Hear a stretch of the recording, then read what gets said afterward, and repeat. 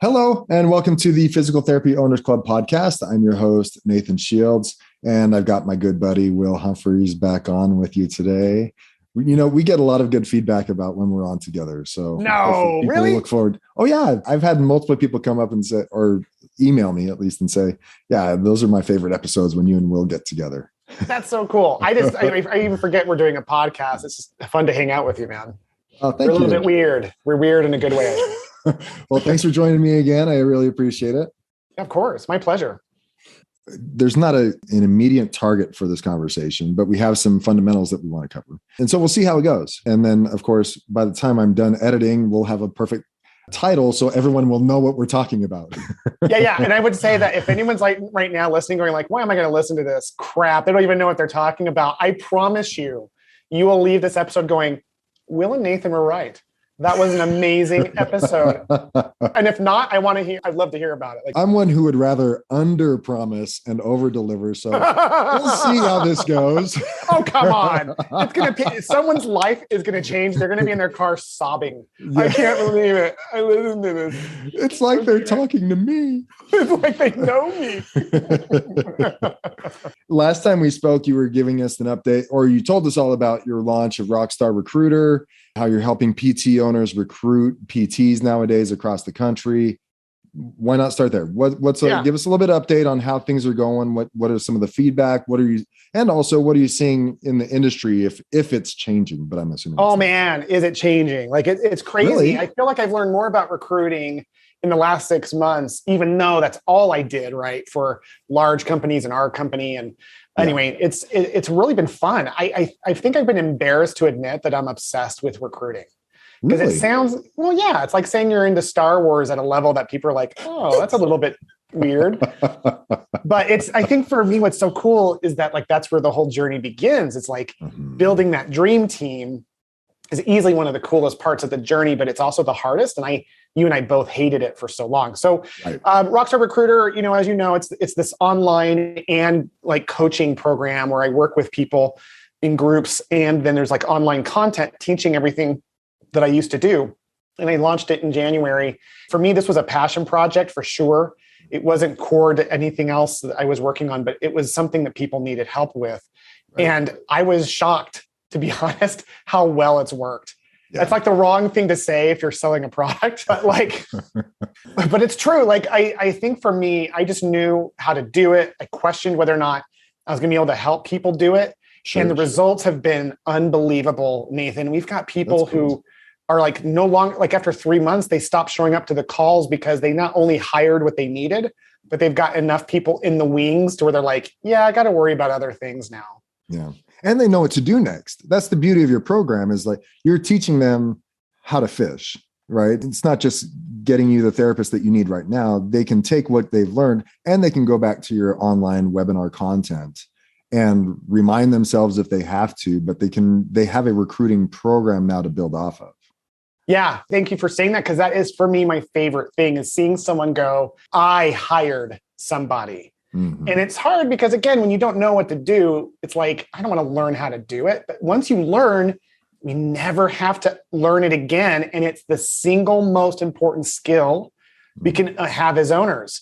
And, and people do not realize the cost of not knowing how to recruit. If we pay a recruiter $5,000, right? And that's cheap. Some recruiters cost way more than my course even costs. But if they bring in the wrong hire, LinkedIn estimates that it's 4 times the cost of the times of the employee's salary is what it costs you in the end. Wow. So if you hire someone at $70,000, it doesn't seem like you're losing hundreds of thousands, but you do in terms of all these different efficiencies that you can track. You can lose efficiencies and that loses patience and word of mouth is lost. And then you have to go through the whole process again, which takes administrative time and burden.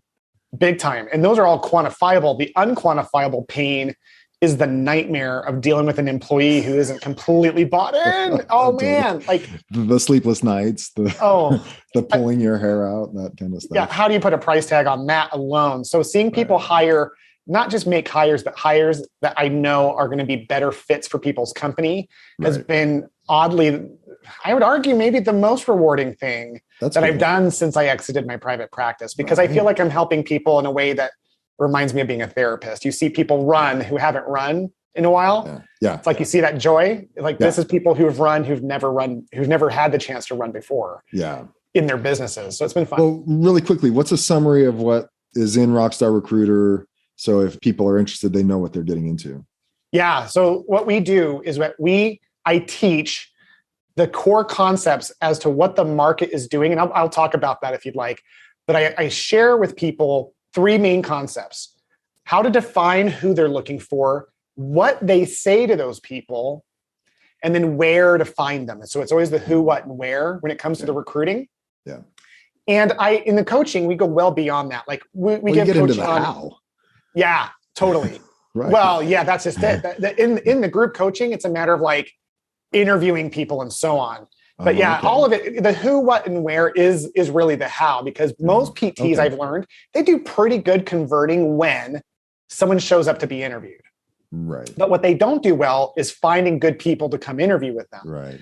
So I do support those other functions, like how do you set up one of the things they get at Rockstar at no additional cost is the ultimate PT bonus plan. How do you retain a PT once you finally hired them in a way that keeps you profitable? That's cool. So in the program, we talk about the who, what, and where, and then the how around that to get leads in the door so they can convert them. That's really the overview of what it is. So there's a lot of online training. I have templates. The templates alone are worth the cost of the course. It's job ads, job offers. It's everything you can think of. Bonuses. Program.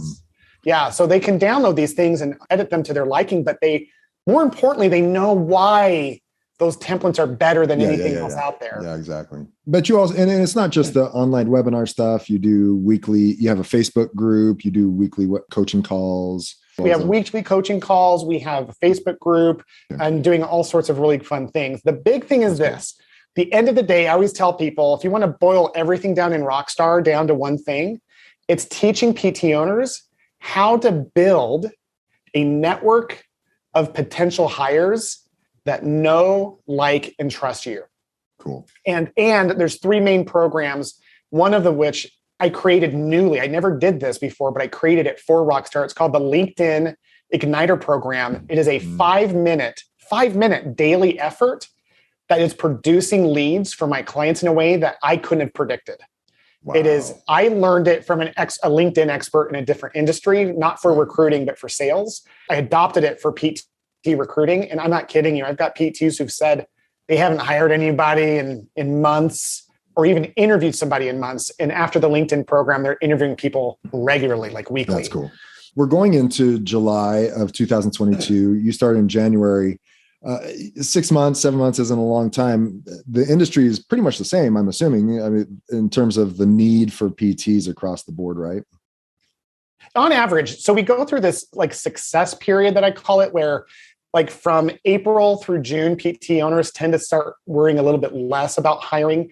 All the flooding of new grads and the fact that it's the end of year and PTs who haven't been happy are a little bit more open. So we find that in April, May, a little bit of June, my PT owners are a little bit less worried about hiring. So I call this the harvest season, where all the work that we do, if you do it right, at the worst case scenario, this once a year, you really go harvest and you build your company. But again, my efforts are evergreen. People that work with me hire year round. I thought it might be a little bit different because I would assume between April and June, that's when the new grads are starting to look and reach out and find. But you're saying that the PT owners aren't necessarily pushing hard during those times. Is that what you're saying? Right. It's the same thing. You're right. So the students are becoming more available.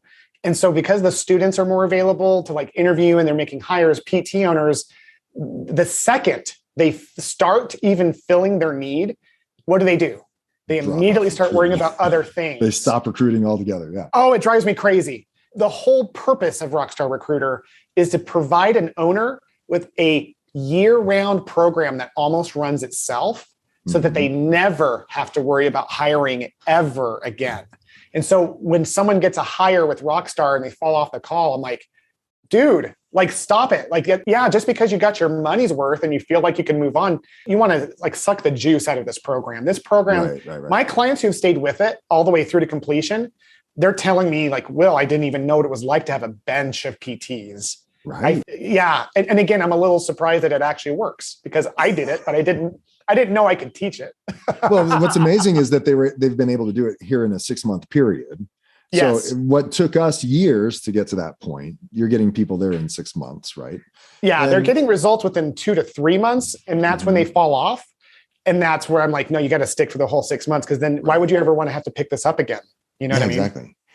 But the power behind not just filling that spot, but then where we recognized the true power of it was when you now could start replacing people who weren't a good fit with better fits, better potential fits, or the fear of somebody leaving. Heaven forbid somebody gives me their 2 weeks notice or 4 weeks notice, whatever it is. I don't have anyone waiting in the wings. That means I'm going to have to jump in and treat again. And I dread that. I mean, so you work out of fear. I mean, this keeps you from doing that. It gives you so much power. I'm so glad you said that. I think learning how to recruit, like you said, is the ultimate power as an owner. Because like you said, I love that analogy. And when we were recruiting better, it was amazing how differently we showed up when employees had issues or would complain, or we weren't jerks about it. It's not like we're like, well, we can replace you, but knowing we could, totally changed the dialogue and minimally reduced the amount of sleep that I lost.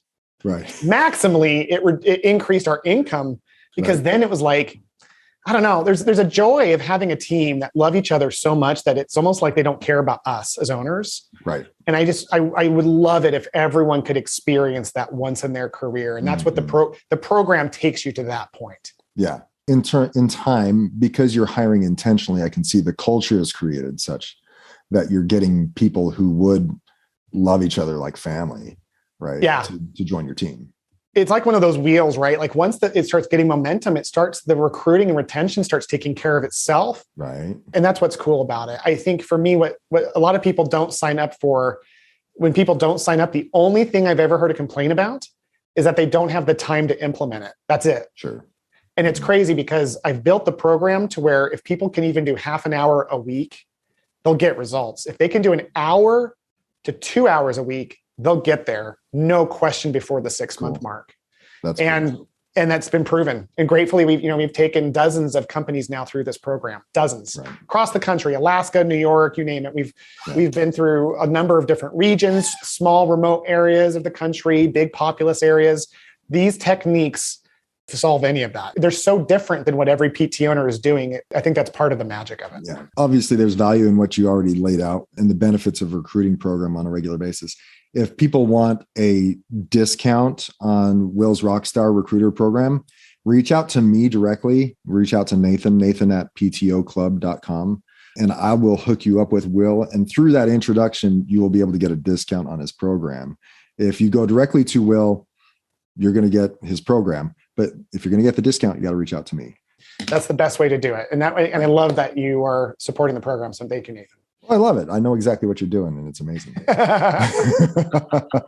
But related to that, and this is why I wanted to bring you on today, is the conversation that I'm having recently. Because with my coaching clients, especially with those that are really, really busy, what they're looking at is they've got a backlog of patients, right? Their average patient visit frequency per week is suffering in terms of a patient that has to reschedule isn't able to get a time that works in their schedule, and thus only coming in once or twice a week instead of 2 to 3 times a week, which should be their plan of care, because schedules are booked. I don't think it's a majority of the clinics that are out there. Many clinics are still trying to reach capacity, if you will. Yeah. Right. Or they're having in the 90% efficiency range. But a few of them that I'm working with individually are talking about, well, so-and-so is going on maternity leave. So-and-so is going on vacation for a month. I might let them go. Or if they did resign, I'd be in a world of hurt. And I'm looking at I'm looking at a future where I'm going to have to step in and treat full time, which is not their ideal scenario and is not in the best interest of the business. And so more and more, the conversation during these one-on-one calls has been, well, is now a good time? Wouldn't now be a good time to look at potentially yes, keep recruiting to find the other therapists, especially those that are aligned for you. But can you not just like drop an insurance, especially a low paying one? Right. And so that's been my push. I'm starting to talk to them about dropping low paying insurances, and had Sturdy McKee on the podcast just a few episodes ago, maybe a couple months ago, talking about the same thing, because that's all he did. And that's what he coaches on. Right. And so why not? Why not get into the recruiting efforts, get to Rockstar Recruiter? Maybe though, now with such a high demand and low supply, the cost of your services should go up, but they don't because we're tied to these contracts. Why not create that because the demand is there? I don't know. I wanted your thoughts. Yeah, I love that. And I want to hear more of your thoughts on it too. I think this is probably one of the most important things we could be talking about. So all those people who were skeptical at the beginning of this call, like they don't even know what they're going to talk about. Like this is like, Matt, this conversation right here could be potentially worth tens of thousands of dollars to people, or more. My thought is this, as you were talking right now, it reminded me the only two things we can do to generate profit as business owners, and that's increase revenue or decrease expense. And so when we're looking at those models, really smart business owners, especially outside of healthcare, they're always looking at the 20% of their business that's taking 80% of their resources and only contributing to 20% of their income. Yeah. And so as PT owners, there is so much fear. And I'm not going to say it like I figured that out, because when you and I had a practice, I was terrified of saying no to an insurance, right? Oh, for sure. And so maybe that's a good question back to you. Why were we afraid? Why do you think most owners are afraid of like dropping an insurance? Well, you can think the ones that come to mind and that people speak about are one, well, what are the doctors going to think? We want to make it as easy for doctors to refer to us as possible by accepting them all. Just accept all the insurances. I'll take the kick in the pants. You don't sit on the patient's behalf. And almost from an altruistic standpoint, even though it's biting us in the back, right? We'll take the shot, right? There is that because I'm assuming out of fear of a backlash from the physicians, even though I know if you communicated the message properly to the physicians, they would understand, because I don't know about you, but I've seen plenty of physicians who are saying, hey, as of such and such date, we no longer accept blank insurance. Yeah, totally. Right. They know the finance and they know what we're doing. And if they knew that we were getting paid less than our expenses per visit with such and such insurance, United Healthcare comes to mind, they would understand. Right. But there are some doctors that might not. So that seems to be one of the biggest reasons why. And one of the other reason why is, things are going okay. So why rock the boat? Or in terms of also considering, well, if I did drop that insurance and that represents 10% of my patient load, what are my PTs and PTAs going to do? Right. Or how am I going to keep them busy? I got to keep them busy somehow. Right. And another thing is, I think, based on our lack of business and financial knowledge across the board, when you and I went into business, and I think it would be the same for most owners, our focus based on our limited knowledge base was on top line revenues.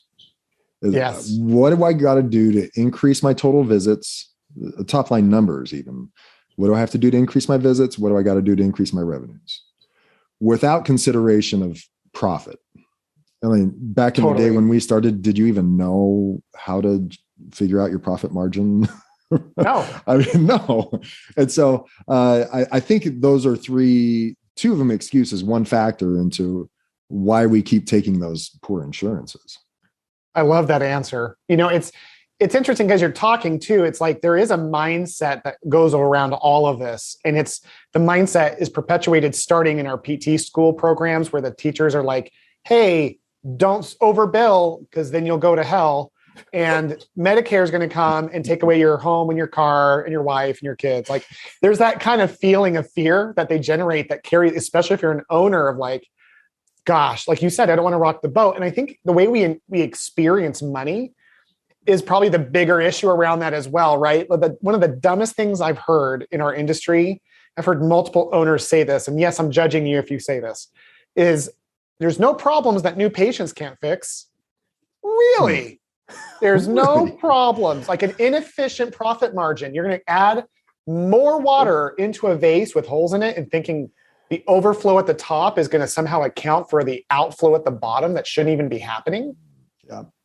So the whole point is this, is that I think that mindset's a piece of it. I love how you described it, because those were the reasons I would have never considered dropping an insurance. And now I want to go back and slap myself in the face, because I think all these problems are solvable. Like, not trying to solve each one in detail, but like the first thing about, like you even started solving, if we're going to like cut an insurance, oh no, we don't know how to deal with it and we're too afraid of it. Is it really that hard to solve by having a conversation and just saying, we lose money on people with this insurance, so we'll no longer take United Healthcare as of this date. And then you go train the doctors on it, all of which would support you. You think we're going to lose all your business because if anything, they'll respect you as a business owner. And maybe that message is even more like, in order for us to provide the care that your patients deserve, we have to work with insurances that we don't lose money on. The second thing is this idea of like, what do I do with my PTs if I lose 10% of my volume because United Healthcare is 10% of my volume? That's a math problem that any 8th grader could do. It's like, okay, well, first of all, how many patient visits should every PT see in order for me to be profitable? And then how much does this decrease things?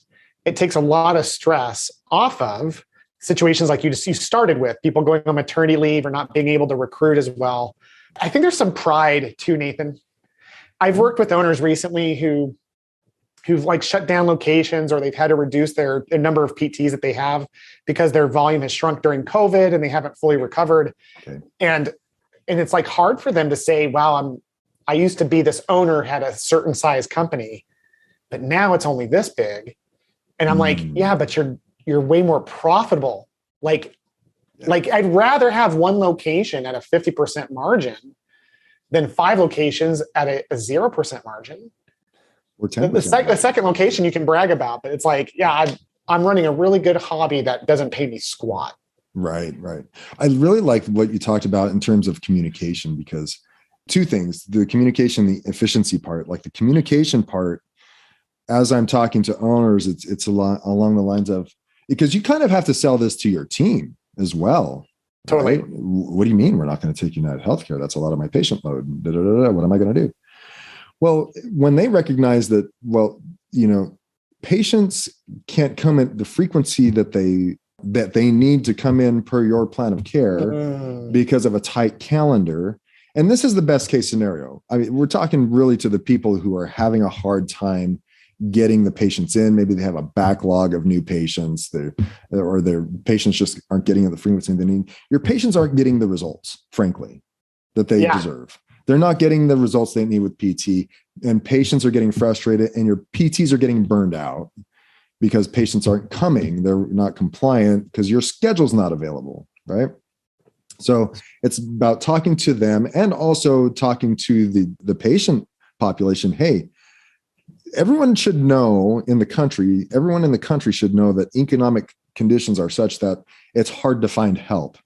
So when you base it in the fact that based on current economic conditions and difficulty in finding appropriate staffing for our teams, we have found that we cannot provide the care that our patients deserve. Thus, we have to limit what's flowing in so we can provide the best care to the patients, right? So the communication is a huge part of it. Then the efficiency part of it is exactly that. Yeah, you might drop 10%, but considering patients aren't able to come in at the frequency that they want to come in, now we have availability for patients to reschedule, which happen to be the higher paying insurances. Now you're getting paid. Now the patients are getting seen. They're getting the results that they want. And what's best for the patient ends up being best for your financials, because now your average reimbursement per visit goes up without any increase in your fixed costs. So that all goes, that extra visit from a higher paying insurance patient goes to bottom line profit, right? So efficiencies are seen in that regard. Yeah, and it's so true. I think that as you're talking, it's funny because I'm starting to realize that even at a deeper level, how by eliminating those low cost insurances, really who benefits. And like you said, the first person who benefits, and I by the way, reiterating what you just said, we're talking about a case where you've started a practice and it's grown and you're hitting a wall against growth. this would make a ton of sense. Right. If you're starting out and no one knows you and you're saying you only take Blue Cross Blue Shield, I'm not saying that's even a bad thing. That actually might be the single greatest way to start a company. Right. But like most of us, to get started, we become everything to everyone, which means we become nothing to no one. Right. So as we become more successful, we have that power. And then the patient, like you said, benefits, the PT benefits, because they start learning about real business, which will make them better employees. But the bigger thing is like the industry is better. Because insurances, if every physical therapist owner in the country dropped United Healthcare, a national underpayer of our services, if we all got together like we should be doing, like orthopedic surgeons do, by the way, and just said, hey, globally, let's all just say no to United Healthcare, that we won't work with them for less than $100 a visit, nationally.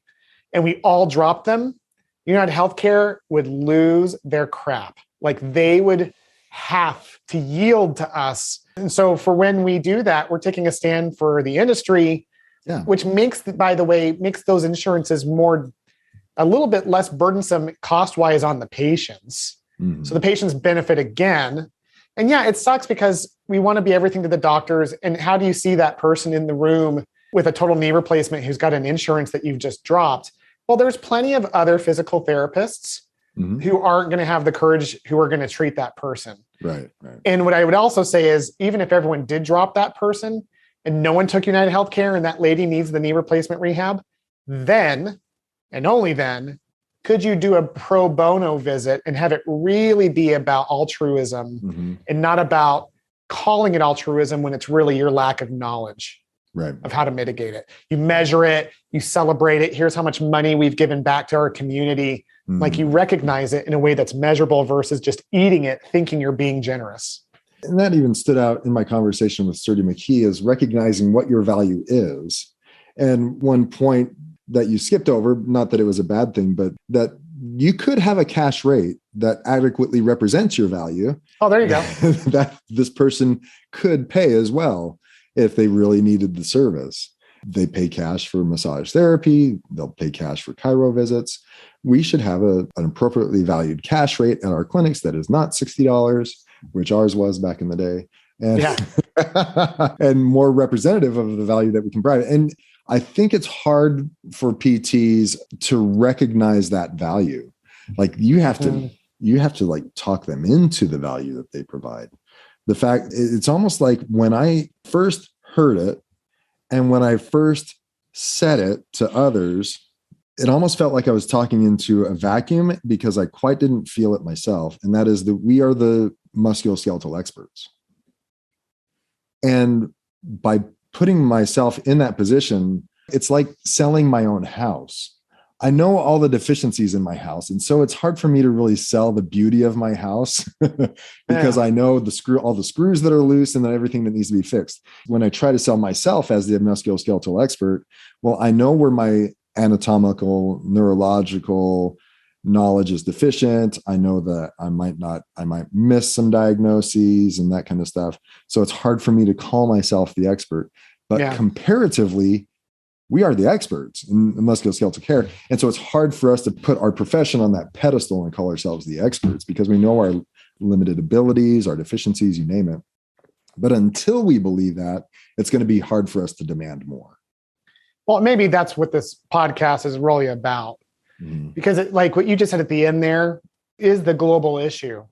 Like whether or not we choose to take an insurance, whether or not we charge cash pay, how much do we charge cash pay? All of that stems from what Sturdy said, which is knowing our value. And we don't know our value. You know, I love that example you gave. I did a YouTube channel video on my YouTube channel. I did a video analyzing the actual study that showed in all of healthcare, and it's got graphs and everything. It's like they did testing to find out who in healthcare knows the musculoskeletal system the best. The best person in the world is an orthopedic surgeon. We're not as knowledgeable as them. But literally from that point on, it goes from like physical therapist with a doctorate, physical therapist with the master's, physical therapy DPT student, physical therapy student. Wow. Then it goes family practice. Then it goes it's like the order, and it's a dramatic drop off. We are as far as rehab is concerned, 100% we are, because surgeons do one thing, they cut. Right. We are everything non-surgical for rehabilitation and post-surgical, but we act like we're some service that gets prescribed out to, like Lipitor. Try PT 2 to 3 times a week, and that's how our PTs show up in the evals. It's almost like we need to take a hard look at what the cost would be if we didn't treat people to determine what we are worth. If we could put a monetary value, and I know there's been studies of like, they don't really help, but it's like, physical therapy versus MRI and opioids. Like those studies are out there, and it's like, of course, like, why wouldn't you believe in PT? It's because we don't believe in ourselves. Like the whole concept of like, let's really take someone who has an injured back or a frozen shoulder, and let's walk them through their emotional and physical cost and walk through that from beginning to end on what that's going to cost them monetarily as much as possible, subjectively as much as possible. And then let's go back to that first interview with the patient. If we knew that number, and I promise, I don't know what the exact number would be, but I'm willing to bet it's multiples, like 10 or more money, 10 times more plus money, at least. I'm thinking, in my guesstimation, I'm being conservative, than what it would cost them to pay $200 a visit. Right. 200. Yeah, every visit, one-on-one for an hour, you're getting access, 6 to 7 years of study, or how many years of implementation and practice. I've seen how many thousands or hundreds of people with this condition. Right. I am your salvation. This, and maybe not me, but like what I can do, what our company can do for you is going to cost you exponentially less, save you exponentially more time and pain, and you're going to get there.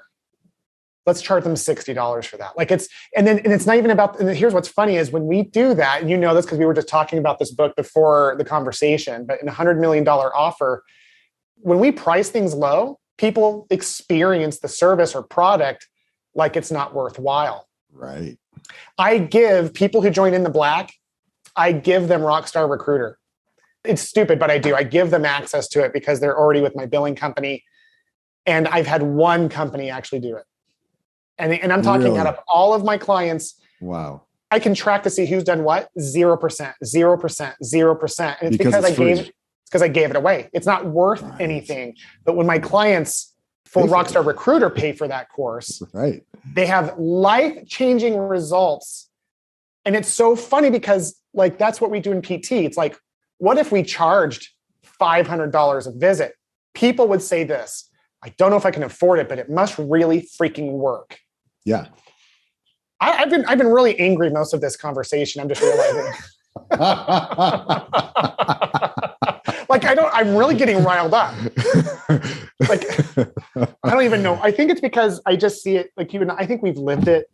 We've gone through the other side of it, and we realize that the biggest problem of all is that our industry does very little to support the mindset of our PTs that are some of the most amazing human beings on the planet. It's just sad. It's just really sad. This isn't a tact that I've been spouting for the last few years that I've been coaching PT owners, but it's now that I see the industry and I see how many PT owners need your services in terms of they need PTs, right? Yeah. I'm just like, well, why do we keep just pushing and pushing and pushing for more and more and more and more PTs when the demand is huge? And for most clinics, right? Why not make ourselves more efficient / productive? I mean, if your PTs are running at 100% efficiency, 120% efficiency, well, believe it or not, they're going to burn out. You can't keep running them that hard. What's the one thing we can do to make all of this a little bit more easier and more profitable? And that was cut out the lower insurances, slow down the patient volume. And what you might find out is patient volume might actually, after 2 or 3 weeks, come back up to where it was before. Well, then that's time to cut the next insurance out. Yeah. Right? Until you've met a happy equilibrium, or until you find that next PT. But just start. I saw that with my friend in Vegas. He cut out a low-paying insurances. It was horrific, to the tune of it was 30% of his patient volume. Wow. Which really scared him. I told him, he was ready to cut. When he did that, he was going to let go of one of his therapists. She's aligned. She's a good therapist. She's productive. Let's not do that. Hold on just a minute. So yeah, and their patient volume, boom, went down 30% immediately. Now, I think it was 3, maybe 6 weeks later, they were back to the same volume they were before, with a bunch of higher paying insurance patients who couldn't get in at the frequency they wanted to before, or staying more compliant. The arrival rate's better. So now he's thinking, I've got another target for another insurance company, but I'm going to start marketing more. So supplanting that drop in insurance with a greater marketing effort now allows him to foresee the potential where he could be, instead of $60 something a visit, which honestly was where he was initially, getting up to 90, even over $100 per visit on average, and be more and have profit for the first time in a few years that he hadn't seen before. And that's that kind of story just has started changing my mindset over the past 6 months, and thinking, why couldn't other owners do this? It's inspiring to see people do that. And what's cool is that there's so many different ways to cut the pie. You're offering what I would say is a controversial, or at least a disruptive idea, right? Like that's something that goes against the standard operating basis for most of us as PT owners. But there's also so many other ways to cut that pie. The one thing that you and I did that I'm super proud of is that we took insurance companies that were, $50, $60 a visit, and we created a plan where we did see those people, but we saw them for the amount of time that we got reimbursed. Right. And immediately we had employees go, wait a minute, are we about the money? Like all that stupid stuff, that the emotional stuff. Yeah. It's almost like this emotional blackmail. It's like what we don't understand drives us to create an emotional story that goes against our ethics that isn't even true. Mm-hmm. So when we taught PTs, it was like, listen, so United Healthcare, we lose money if we see someone past 30 minutes. So what we're going to do is we're going to teach the front desk to schedule 30-minute appointments for people with this insurance. And we're not going to hide it. We're going to tell them your insurance reimburses us for half an hour worth of work. So we're going to give you that much. We'd still like to see you. And then the therapists, we train them to say, hey, listen, with your condition, we shouldn't have any problems with this. And in most cases, it was enough. But there were those cases where knee replacement, for example, that they needed more than a half hour. Then it became a decision. Is this going to be a pro bono case? In essence, are we going to eat that difference? Yeah. On Are we going to see them for an hour and only get paid for the half hour? That's right. So we decided we would do that selectively versus making that the policy. And I think the reason I say that is because there's so many different ways to make your company more profitable, and you're too busy treating or managing this machine to even give yourself the chance to do the real deep thinking. Right. On what you could do that's different. So that's where the innovators come in, right? Like that's why you and I are doing what we're doing now. It's not to make money in an industry that we know. It's to disrupt this whole damn thing. Yeah. And get people thinking differently, because the only way we survived was by working with people who also thought differently, who most of which weren't even in our industry. So we're trying to serve people now and doing that in their own world, but they don't need us. People could do that on their own if they just believed that they could put profits first and realize the patient's the first person who benefits from that. Right. Exactly. Yeah. The future of physical therapy is completely dependent upon individual practitioners, our industry, and maybe I should say individual outpatient ownership is completely dependent upon profitability. Bingo. Yeah. And when you're still getting paid the same flat rate now that you were 20 years ago when you signed the XYZ contract, United Healthcare comes to mind. Maybe it was profitable back then. It hasn't changed in 20 years. We're looking at 5 to 8% inflation over the next 2 to 3 years at a minimum, right? So the cost of your expenses is going to go up higher than it already is. That same contract doesn't meet your needs. It's almost like getting rid of a girlfriend or a bad employee. Like they don't meet your needs anymore. It's easier to drop them. Right. I'm afraid where this is going to go. Well, I'm censoring like everything coming to mind, but I will tell you, it's true. We got to drop the baggage, man. Like we got to do whatever it takes. If I don't know, it's like you have a PT, for example, who's just not cutting it, and they shouldn't be in your company, but you're scared of what's going to happen when they leave. Drop them. the insurance company isn't paying what they're worth, drop them. Like, right. At the end of the day, it's so funny how you and I grew. We had, multiple locations at the end, and it really became this, in my mind, almost like utopia practice that, again, I can't believe we got to that place. But the whole journey would have been so much easier if I had just treated, you know what I mean? Like, this goes against a lot of what you and I preach, but like, there's really two models. It's like, you can be self-employed. There's nothing wrong with that. There's pros and cons to that. If you're going to be a real business owner and you're really going to try to make a difference in the lives of your patients and your employees, and especially if you want an upgraded life for you and your family, we have to say no. We have to stand. We have to take a stand.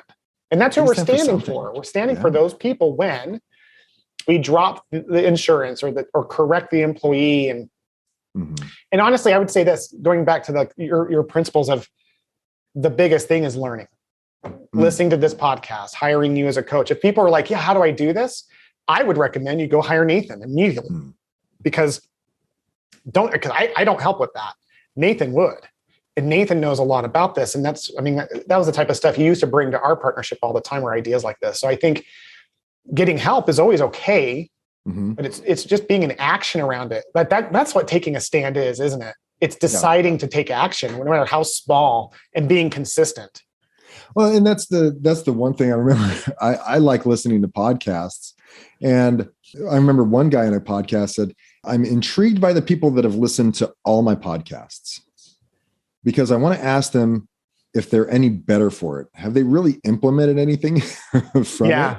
I mean, I'd rather you listen to one of my podcast episodes and implement everything therein and then moved on to the next episode, or maybe re-listen to that podcast over and over again until you've figured out that one thing, right? And it's the same thing in terms of books. You can read all the books, and I know plenty of people that have read all the business books, but their business is no better for it necessarily. Yeah. And they can give you all the rote answers that are necessary if a question comes up, but they haven't implemented anything. And that's where we won't get anywhere as an industry until we put action into place. And it's not about value-based care. It's not about showing our worth. It's none of that. Nothing's going to happen significantly until we start putting action into place. And you don't have time, you don't have the money, the profits for action if you're not running a profitable clinic. You can't do more with the APTA and maybe special interest groups that can help us in this regard. You can't help with the state PT board. You can't help your community if the profits aren't there to begin with. Yeah, I think that's a beautiful way to kind of just put a package on this.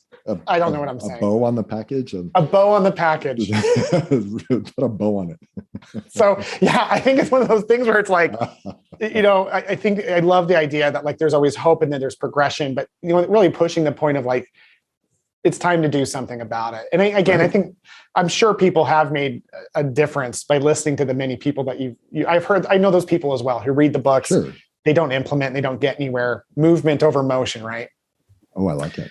Yeah. Is that yours? Did you trademark that one? TM, Movement Over Motion TM by Will Humphreys. Profitability unlocks probability. I've trademarked that one. It's profitability unlocks possibility. Nice. But yeah, man, I don't know. I feel like what we need to do is have multiple episodes just talking about how we think about money. And like, hey, how do PTs think about money and how should we be thinking about money? And making statements like this.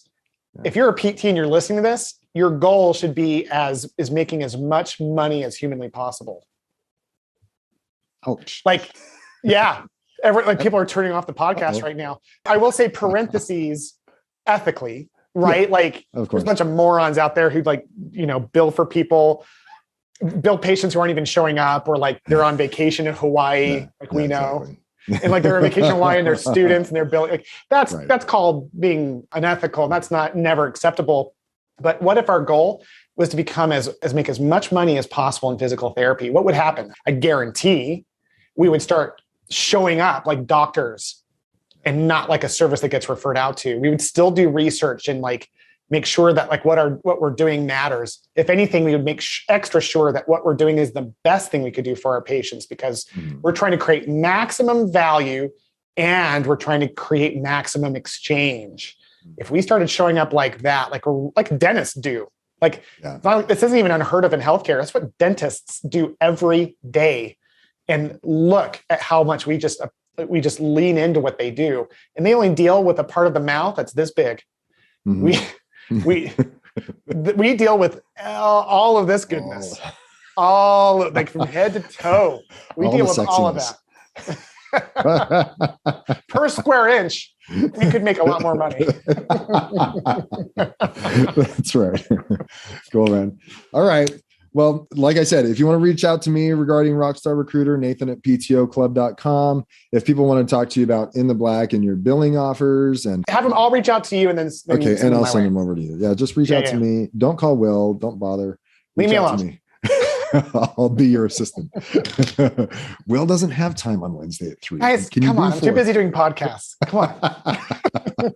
Exactly. Actually, I need to go see my anger management person after this. Yeah, like, we need I get so riled up on these podcasts. I need to calm you down. I need meditation and maybe some chemicals just to bring me back to normal. Awesome. All right, man. Well, thanks again. Great podcast. Thank you, sir.